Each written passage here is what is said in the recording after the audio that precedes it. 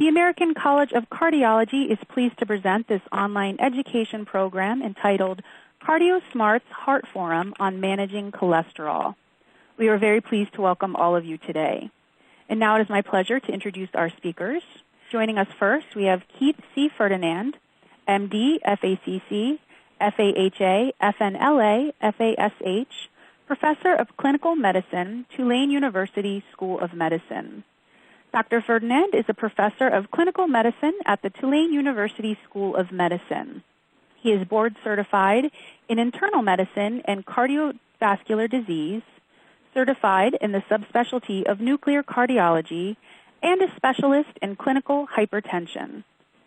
Dr. Ferdinand is immediate past chair of the National Forum for Heart Disease and Stroke Prevention.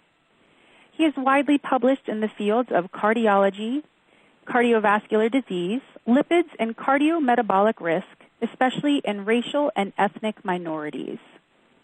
In 2015, he was the editor of the book Hypertension in High-Risk African Americans. Dr. Ferdinand has received the Lewis B. Russell Jr. Memorial Award of the AHA and the Walter M. Booker Community Service Award of the Association of Black Cardiologists. He was recognized by the Congressional Black Caucus Health Trust with an award for journalism, as well as the Charles Drew Awards for Medical Excellence in conjunction with NMQF. He was recently inducted into the Association of University Cardiologists. Also joining us, we'll have Catherine Davis Ahmed, MBA, FH Advocate and Director of Outreach for the FH Foundation. Kat Davis Ahmed is an FH Advocate and Director of Outreach for the FH Foundation, where she works with individuals with familial hypercholesterolemia and the doctors, nurse practitioners, and genetic counselors who treat them to raise awareness of FH and advocate for better diagnosis and treatment. The FH Foundation is a nonprofit, patient-centered research and advocacy organization dedicated to increasing the rate of early diagnosis and the encouraging proactive treatment of FH in order to prevent heart disease. Kat holds an MBA from the Yale School of Management. At this point, I'd like to turn it over to Dr. Ferdinand. Welcome. Welcome, and I would like to thank all of you for taking time out of your busy day to participate in this webinar, Managing Cholesterol, brought to you by CardioSmart of the American College of Cardiology. I'm going to move along quite briskly, so be prepared to move forward. There will be about 5 to 10 minutes at the end of the program after Kat gives her presentation as a patient that will allow us to discuss further some of the concepts. So let's go. What we're going to start with is a discussion of cholesterol. Then we'll discuss treatment options. It's more than just about doctors. We're going to delineate the healthcare team and talk about some summaries and tips, and I'll give you at the end some web addresses where you can get more resources to support your knowledge about managing cholesterol. Let's talk about a few basic facts. First of all, people with high total cholesterol are twice as likely to develop heart disease. Now, there are different types of cholesterol. One is known as LDL, low-density lipoprotein. It's often called the bad cholesterol, which has been directly linked to chest pain, heart attacks, and strokes. And about 1 in 3 American adults have high LDL cholesterol. It's abbreviated here, LDL-C. Also, it should be noted that of these who have high cholesterol, fewer than 1/3 have their condition under control. And less than half of the adults with high LDL cholesterol are getting appropriate treatment to lower their levels. So we have a long way to go. Let's talk about what is cholesterol itself. Cholesterol is a waxy, fat-like substance that travels through the blood. Now, it's not just something you eat. Your liver actually makes cholesterol to help your body do certain things. For instance, it can protect and coat cells, promote food digestion, and make hormones. And it is, of course, found in many of the foods we eat, mostly those of animal sources. Here's a look inside of a normal artery. The lining is very smooth without a significant buildup of cholesterol or plaque. What happens if you have high cholesterol? Cholesterol is carried through the blood in small packages known as lipoproteins. The low-density lipoprotein, or bad cholesterol, is the one that can clog the arteries that carry blood throughout the artery. High-density lipoprotein is the opposite. It's often known as the good cholesterol because it actually helps to remove cholesterol from the arteries. If you remember the diagram that we had of the smooth vessel that did not have any atherosclerosis or plaque buildup, on this diagram you can see across the vessel various areas where cholesterol has been deposited. Now, what about the signs or symptoms of high cholesterol? How do you know if you have it? Unfortunately, you can have high cholesterol with no signs or symptoms. Early on, the plaque can build up in the arteries and the patient feels fine. However, once the plaque becomes significant and starts the blockage of the flow in the arteries, you can develop certain symptoms or signs. These include chest pain, or the pain can be in the arms or jaw. Some persons, especially women, may have just nausea or sweating or shortness of breath. Unfortunately, also in some cases, the first time a person discovers they have high cholesterol, it's a heart attack or stroke, which may be fatal. Therefore, routine cholesterol testing and managing other cardiovascular risk factors remains important versus waiting for symptoms. Getting your cholesterol checked is one of the best things you can do for overall health. The blood test is called a lipid panel because it checks the various types of cholesterol, including the overall or total cholesterol, the LDL cholesterol or bad cholesterol, the HDL cholesterol or good cholesterol that actually reverses plaque, and triglycerides, another type of fat that's found in the blood. You should ask your doctor or other provider when and how often you need to have your cholesterol checked. Now remember, we're talking about cardiovascular disease. Cardio means heart, vascular means blood vessels. And cholesterol can affect the whole body. It can affect arteries throughout the body, not only in the heart, but in the peripheral arteries, and damage the lining of the arteries, leading to blood clots, narrowing of the arteries, and inflammation of the artery walls. Also note, over time, the arteries become hardened. The buildup of cholesterol with hardening of the arteries is known as atherosclerosis. Remember our diagram that showed the smooth artery with no plaque buildup? With time, in some people starting in teenage years or early adulthood, plaque starts to build. It continues to build throughout adulthood, and this fatty plaque can actually build up to a point where there's limited flow through the blood. This is when the person has severe atherosclerosis and often presents with symptoms or signs of a heart attack or stroke. What puts you at risk? Now, these are risk factors that don't necessarily elevate the LDL cholesterol per se, but also are related to an increase in cardiovascular disease. So it's not just controlling cholesterol, but looking at other risk factors that may also work to increase the risk of having a heart attack or stroke. First of all, poor lifestyle habits, eating too many unhealthy fats, such as saturated fats, which are hard at room temperature, not exercising, being overweight or obese, or smoking, all can increase cardiovascular risk. Remember, the HDL cholesterol is the good cholesterol, so having low HDL-C levels is an increased risk. As we age, our risk increases because over time, the cholesterol deposits start to increase. High blood pressure does not elevate LDL cholesterol per se, but if you have high blood pressure, along with an increase in cholesterol, it increases the risk for cardiovascular disease. family history of early heart disease can be a warning sign.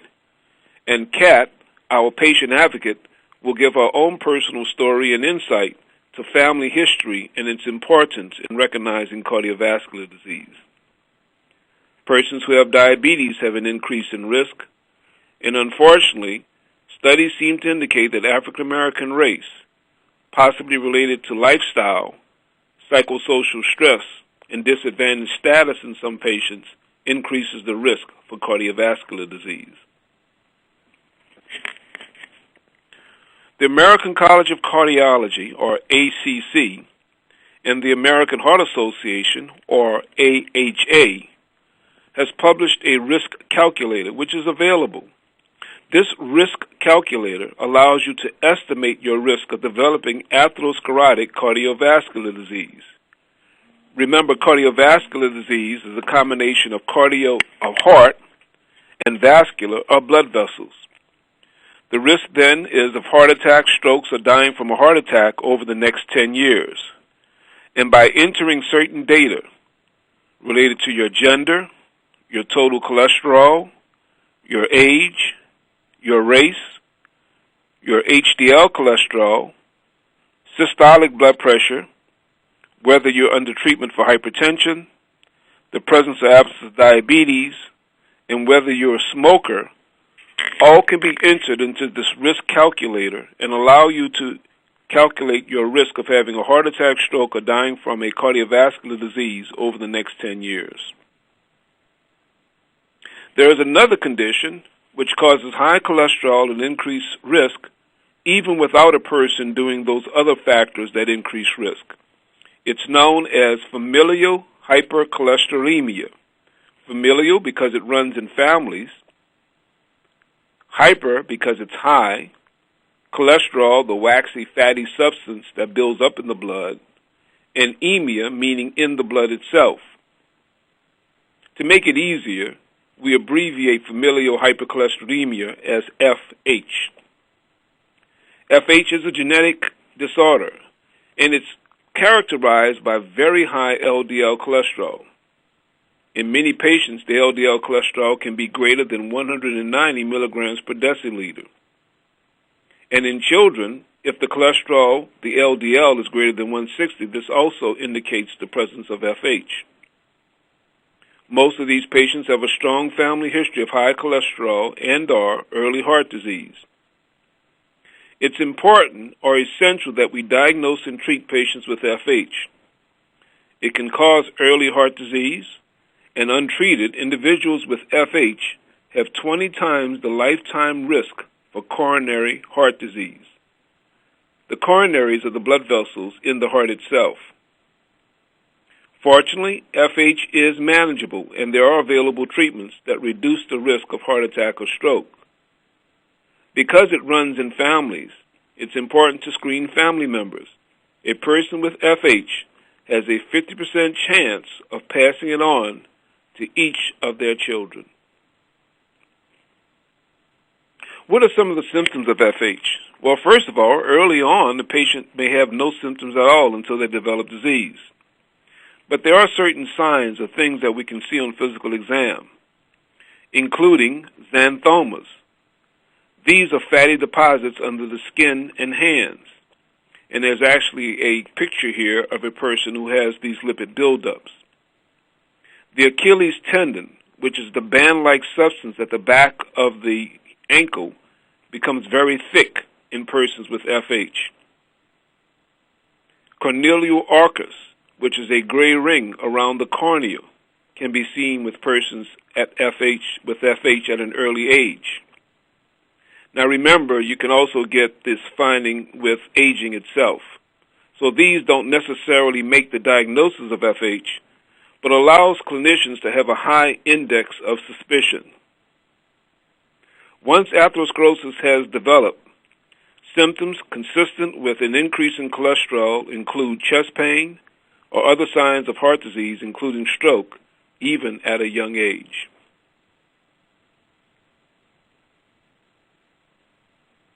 So now let's talk about treatment of high cholesterol. Like most things in medicine, treatment is a mix of lifestyle changes and medications. And the treatment that your provider gives you will be based on your current cholesterol levels, your heart's health or calculated risk. Remember, we talked about the American College of Cardiology, American Heart Association risk calculator, other medications that you're taking, and other risk factors, including high blood pressure, elevated blood sugar, or diabetes. In terms of lifestyle, this is key and the first step for all treatment. The choices we all make every day can influence our cholesterol levels and our heart health. Here's 4 things that you can do. Number 1, eat a heart-healthy diet. And 2 examples of that which have been shown in clinical trials to be beneficial include something known as the Mediterranean diet, characteristic of those countries around the Mediterranean Sea, and the DASH diet, which is a diet that was developed by the National Heart, Lung, and Blood Institute of the National Institute of Health. Exercise regularly is also important. Staying healthy also includes losing extra pounds, and of course, no one should smoke, and stay away from second-hand smoke.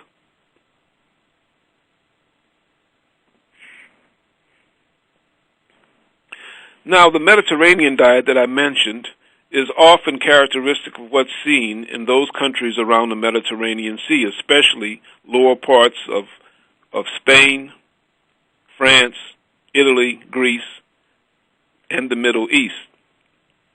It includes lots of fresh fruits and vegetables.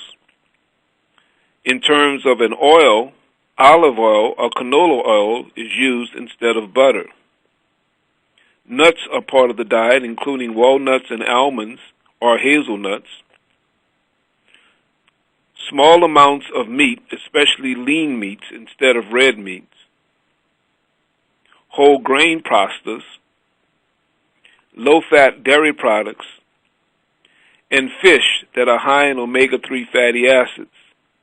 And these types of fish include salmon, lake trout, and herring. Here's a picture of some of the foods that are included in the Mediterranean diet.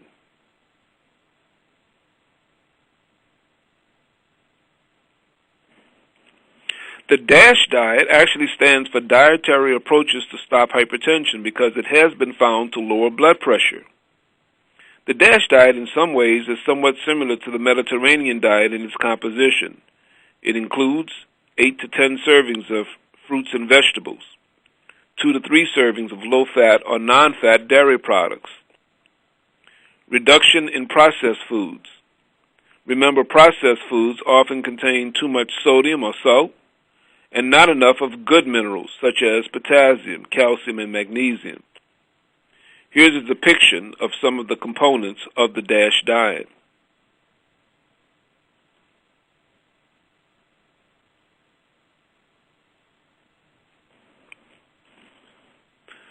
One of the questions that often comes into play is, what is saturated fat? Well, perhaps the easiest way of understanding what saturated fat is to see whether or not the fat is solid at room temperature. Therefore, it's a solid fat, mostly of animal foods such as whole milk, cheese, and red meats.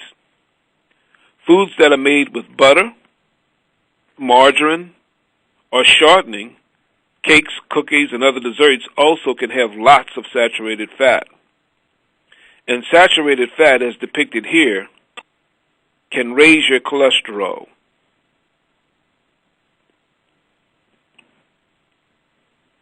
Another tip for lifestyle changes is to read food labels. And by reading food labels, you can see the amount of high fat or sodium that's in various foods. Learn which foods have hidden fats, empty calories, and added sodium. And ask your provider to consult with a dietitian or a nutritionist. Aerobic activity or lifestyle changes that are related to getting moving is also important. How much? Well, as little as 30 minutes of moderate activity 5 times a week or 150 minutes per week is helpful. An even 10-minute burst of activity helps. These include things like brisk walking, light jogging, riding a bike, swimming, or even doing gardening or heavy housework all count towards increasing physical activity. Helpful hints in terms of activity is to talk with your healthcare provider and your team before you start exercise. If you have severe heart disease, exercise may not be for you, especially if not monitored. Start with small goals before you try to achieve larger targets. Join an exercise group or enlist a motivated friend. And remember, exercise also relieves stress and can be a great stress buster also. Now let's talk about medications. And remember, we went into lifestyle before we discussed any medicines at all. Many people with high cholesterol will also need medicines to reduce the bad cholesterol, or LDL, and lower the cardiovascular risk. The basic group of medicines that have been found to be most effective in clinical trials include the statins that lower LDL-C. Research has shown that lowering the LDL-C with statins lowers the risk of heart disease, heart attack, and stroke. Statins remain the drug of choice along with lifestyle changes, and we have scientific evidence to support the use of statins to reduce cardiovascular disease. Statins work by several means. One is, remember, cholesterol is made by the liver, so it actually reduces cholesterol made in the liver. It helps to remove cholesterol from the blood. It may reduce cholesterol in the plaque itself, reduce the inflammation in the plaque, and prevent the plaque from dislodging or forming a clot that blocks an artery.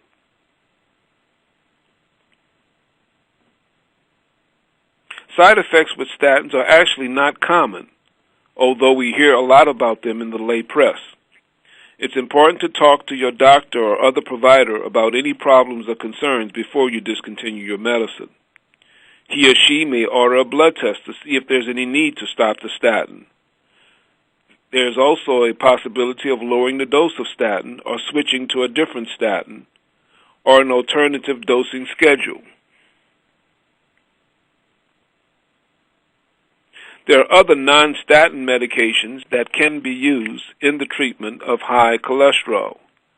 They perhaps don't have as much in terms of proven benefit, but still can be utilized in appropriate patients. These include bile acid sequestrants or resins that block the absorption of cholesterol in the gut. Another cholesterol absorption inhibitor is known as ezetimibe. It comes in a tablet form. Niacin has been thought to be beneficial in the past, but there's less data of proof that it reduces cardiovascular disease. And new drugs, known as PCSK9 inhibitors, alirocumab and evolocumab, have been shown to markedly lower LDL cholesterol, have been recently FDA approved, and are given in a self-injectable form twice a month. When taking medicines, always talk to your doctor or provider. Read the labels, report side effects or concerns, talk about interactions, and tell your doctor if you're having a hard time taking your medicines or paying for your medicines. Helpful hints include pill boxes and treatment assistance programs to help lower the cost of medication. CardioSmart is the patient-centric approach of the American College of Cardiology to help patients deal with cardiovascular disease. And part of the CardioSmart program not only includes this webinar, but having reminders as a free and easy way to use an app to help you take your medicines.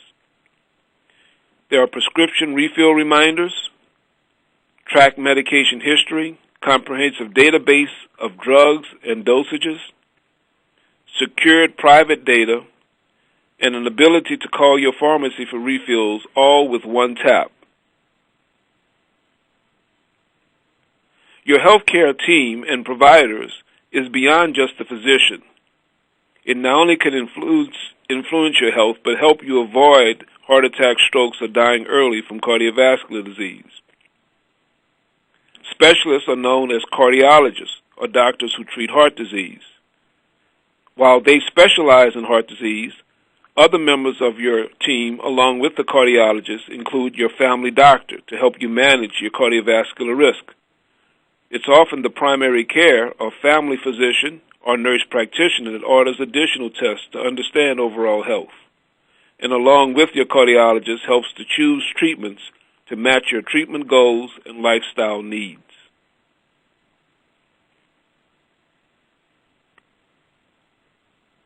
As I mentioned before, the patient care team is more than just a physician.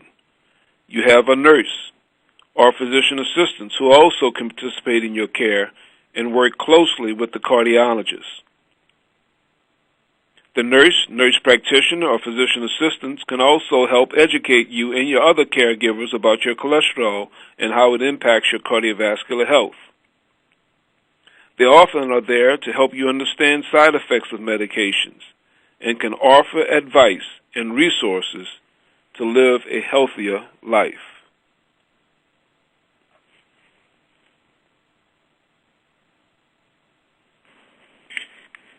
Let's not forget the pharmacist. The pharmacist is more than someone who just packages medications and gives it to you. The pharmacist can help you in terms of answering questions about medications. They review all of your prescribed medications, especially if you get your medicines at one pharmacy site, and help you understand how best to utilize over-the-counter medications. One of the jobs of the pharmacist is to help you understand your insurance coverage and educate you about appropriate use of medications. And of course, the pharmacist can assist you with ways to take medications properly.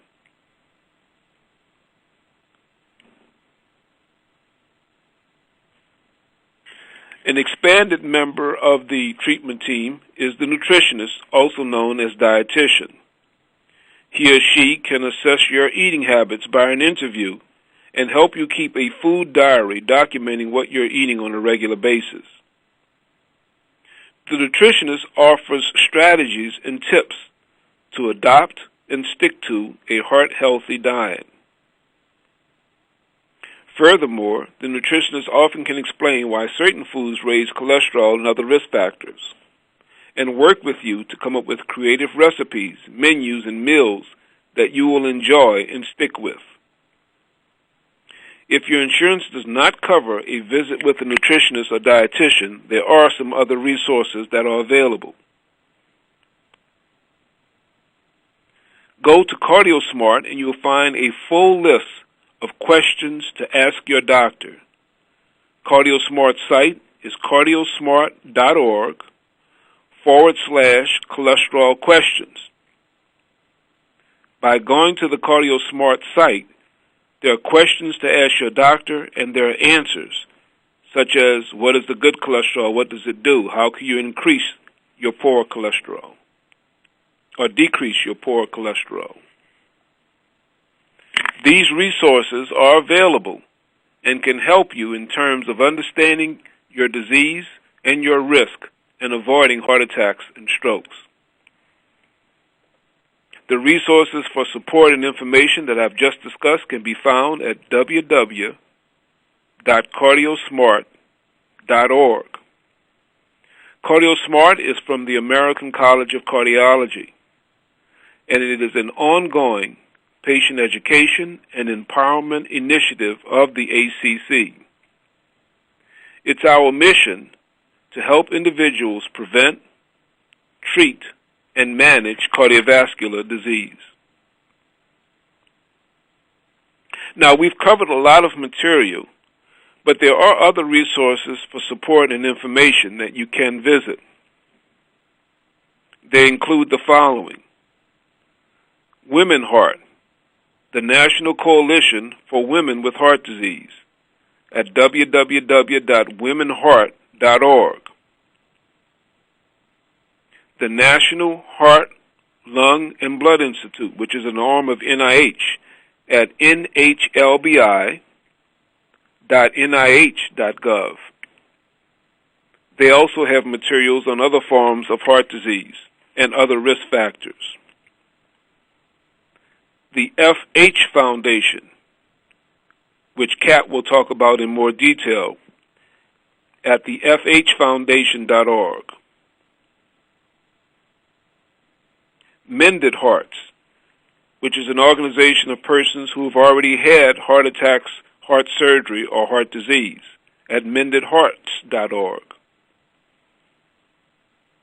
The Preventive Cardiovascular Nurses Association, known as PCNA, which is an organization of nurses who specifically are interested in the prevention and treatment of cardiovascular disease, at pcna.net.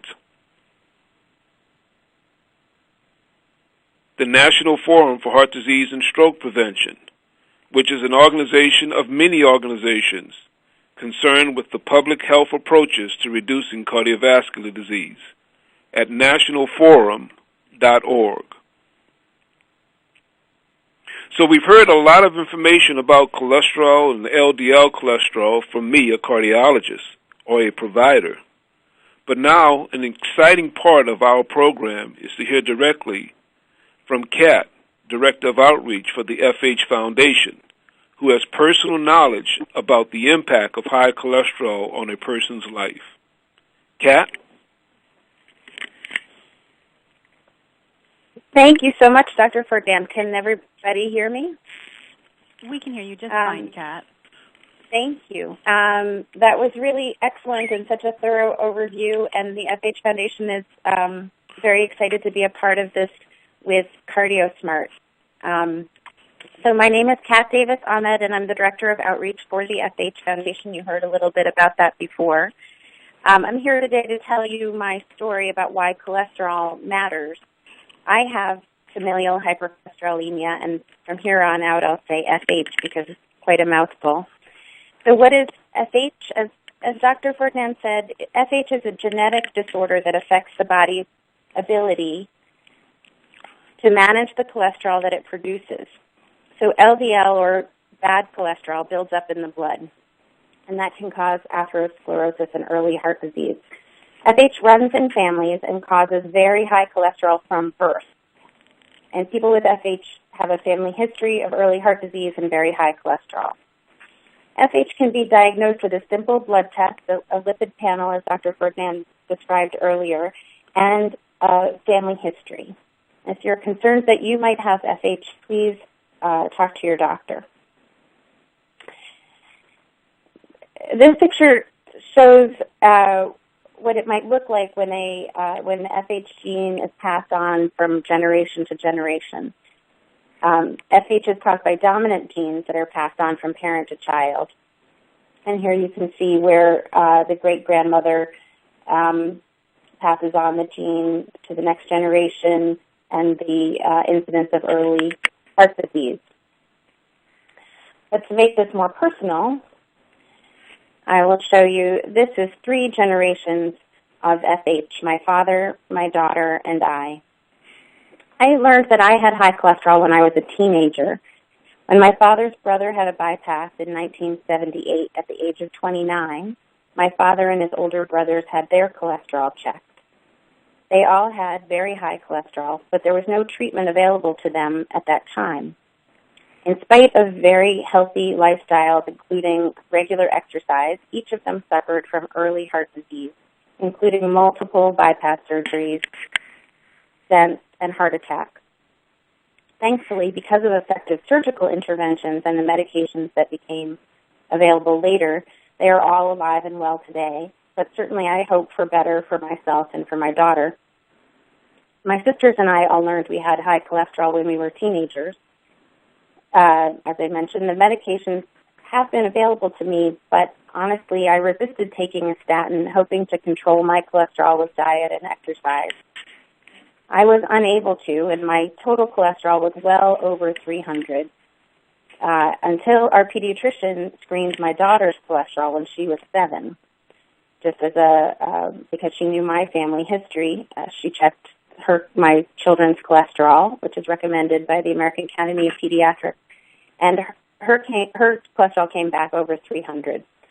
I learned that she had inherited FH from me, and I woke up to the fact that I needed to address this problem for myself so that I could set a good example for her.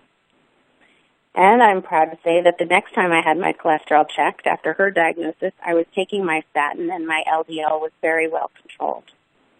It was then that I found the FH Foundation, and I volunteered to be an advocate to share my story and help increase the rate of early diagnosis and treatment for others. So I'd like to share 4 key points with you about FH, and then just to tell you a couple of things about what's available from the FH Foundation before I conclude.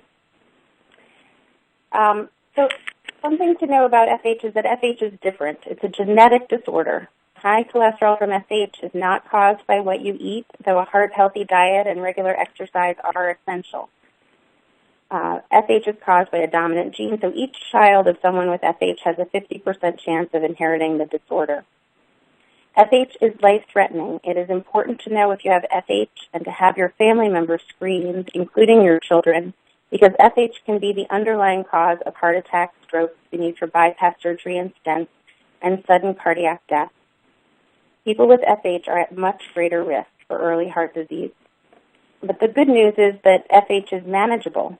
There are treatments available for FH, along with a healthy diet and regular exercise. As Dr. Ferdinand said, the first line of treatment for FH are statins, many of which are generic. And there are several other medications available, as Dr. Ferdinand mentioned earlier, for people who need more help to lower their cholesterol. And lastly, FH is vastly undiagnosed. I'll bet most of you have never heard of FH before, yet you probably know someone with a strong history of heart disease in the family and very high cholesterol that just won't come down. About 1 in 250 people have FH. That's about the same as type 1 diabetes, but 90% are not diagnosed. Early diagnosis matters because we know that treatment can prevent heart attacks and premature death, and it's important to screen family members so that they can be diagnosed as well. So the FH Foundation has many resources. We hope that you'll visit us on our website. And also we have some great discussion groups on Facebook as well. You can search for that. And with that, I will thank you for having me. Thank you, Kat. Now, before we end, we want to give some time for questions. There's a means by which you can text questions into the text box, and then we will ask you to remember to fill out your post-webinar survey. The location is located on the screen at surveymonkey.com. So let's give the program back over to our moderator, and let's see if we have any questions. All right. Thank you, Dr. Ferdinand. And just a reminder, if you would like to ask a question, please type it into the bottom left corner of your screen and then click on the send button. So we'll give that just a moment. I'm not seeing any questions just yet, but in the meantime, Dr. Ferdinand or Kat, do you have any additional closing comments? I know you did just go through a pretty detailed presentation, but are there any frequently asked questions that you... Yes. Well, there's something that often comes up, and that is patients will tell me they heard that eating cholesterol doesn't raise cholesterol. And to some extent, there's some truth in that. For a long time, we thought it was just the cholesterol in the food that caused the cholesterol to be elevated. We now know, in Kat's situation with familial hyperlipidemia or hypercholesterolemia, the person churns out this high LDL cholesterol regardless of what they eat. But if they eat cholesterol, it does increase the cholesterol somewhat. What's most important, however, is that saturated fat, the animal fats or fats that at room temperature are solid, that is the most important factor in terms of elevating the LDL cholesterol. Now, this is outside of FH, where there's genetic factors. But for anyone eating large amounts of room temperature or solid fats, animal fats, will increase the cholesterol levels.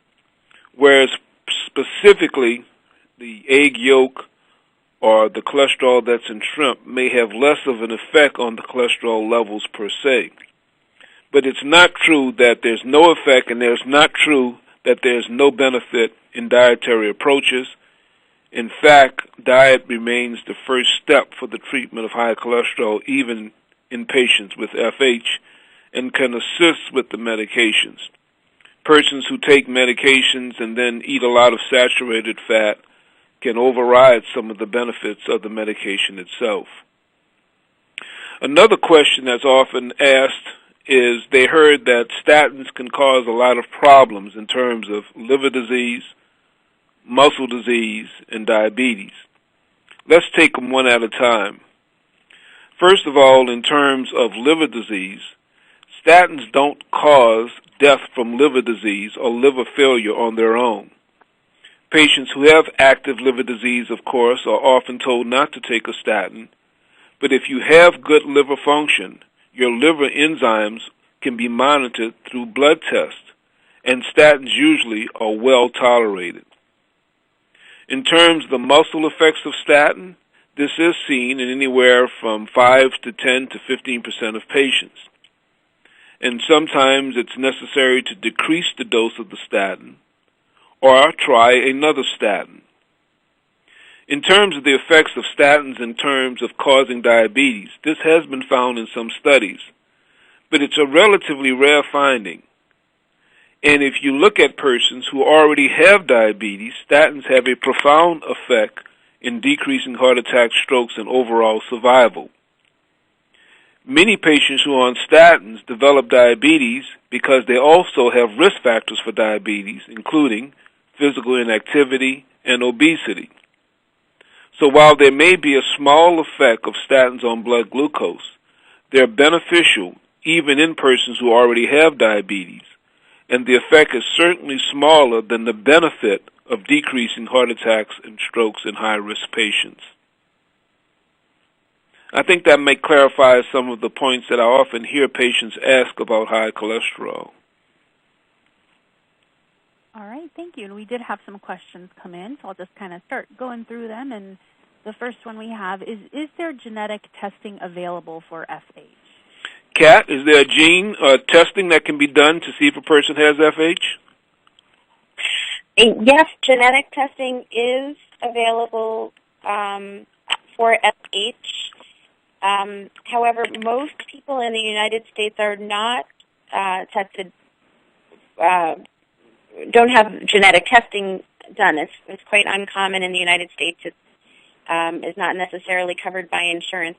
And while it can help in some cases to clarify what particular gene is causing FH, because there are several, it is not necessary to have a genetic test to have a diagnosis of FH. That can in your situation, your family history was remarkable, and some other patients with FH that I've spoken to, whom we both mutually know, it's really quite awful, the family history. You don't need a blood test or a genetic test to tell you there's something going on. Is that correct? Well, that is, Dr. Ferdinand, so correct. And I usually say that when my daughter came back with a cholesterol over 300, that was all the genetic test I needed. Very good. Thank you. Our next question, can you provide any insight on how to handle a patient who has stage 4 cirrhosis, total is 160, trig are 107, LDL is 104, HDL is 35. The gastroenterologist says to not take statins. Yes, as I mentioned before, statins don't cause liver disease per se, but in persons who have active liver disease, they're contraindicated. So in that particular patient, there are a lot of other little tools that can be used to lower the cholesterol. The cholesterol level does not appear to be remarkably high, and some of the tools include the resins that can bind the cholesterol in the gastrointestinal tract, ezetimibe. You also can use pectin, which is the fiber found in apples, and psyllium. It's the fiber found in some of the products that are used to relieve constipation. They've been shown to bind cholesterol in the gastrointestinal tract. You also can look at oatmeal and oat products, which have had some effect. So by more intensive lifestyle modification, avoiding saturated fats and using cholesterol absorption inhibitors, pectin, psyllium, and oat bran, you may be able to lower the cholesterol to a more satisfactory level. But in that particular case, the statins are contraindicated. All right, thank you. Our next question. With today's busy lifestyles, people often grab meals on the go. Do you have advice for these people? Yes. I think one of the pitfalls of trying to eat a healthy diet is the fast foods and prepared foods, which are all too present in our society. So I tell most patients who have a very busy lifestyle is perhaps have a small apple or a pear or fruit always available, such that if you get the really binge and you want to eat something very quickly, these foods are well preserved in ambient conditions and can give you a certain degree of satisfaction. Remember, I also mentioned that apples have pectin, a fiber that may actually lower cholesterol. The effect is not great, but it's enough to give some benefit to lowering cholesterol, and the fiber gives a sense of satisfaction. If you know that you're going to be away from home and it's going to be difficult to get a prepared meal, then there's something called bring your lunch with you. And we used to do that all the time in our society, but now people just pop over to a fast food place for something quick and easy. There may be some heart-healthy foods that are being made available at some of the restaurants. You'd have to investigate that where you are and make those decisions personally. But bringing fruit with you and packaging a low-fat diet lunch is probably the best way to avoid the urge to stop and get a quick fast food meal. All right, thank you. Our next question. What about hypertriglyceridemia? Is this part of FH? Kat, you can answer that. I think for most of your patients with FH, you focus on the LDL cholesterol and not as much the triglycerides, which are often found in patients with obesity, diabetes, and other conditions. Is that right? That's correct. It's my understanding that FH is really a disorder that causes high LDL cholesterol and is not characterized by high triglycerides.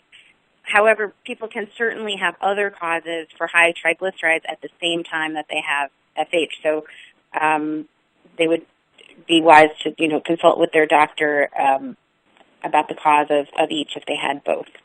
And when we were talking about genetic testing, Kat, I think one of the things that you brought out is you had your daughter checked. Certainly when you do that lipid panel, you don't just get the cholesterol, you get triglycerides usually thrown in.